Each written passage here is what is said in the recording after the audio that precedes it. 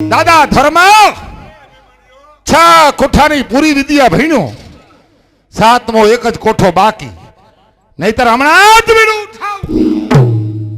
બેટા હવે માન્યું, જો 6 કોઠાનું બીડું તું ઉપાડતો હો તો 7મો કોઠો ઈ મારા સિર ઉપર છે બેટા. એમ છે ને કાકા? 7મો કોઠો સિર લેતા વિચાર કરજો. અનાજ છે ભરવીરો, અનાજ છે ભરવીરો 7મા કોઠે, મરે છે મોટા મહાર થઈ એ 7મા કોઠે.